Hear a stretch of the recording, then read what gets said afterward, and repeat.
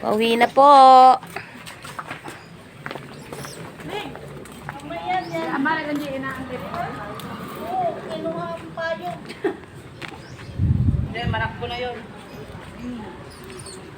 Pauwi ng mga kababaihan ng Southside.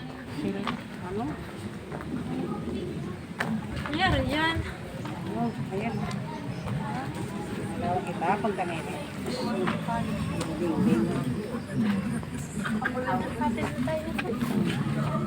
Asan ba? Ay, ito yung basketball court nila, ano? Laki. May nakakapaglaro kaya dito.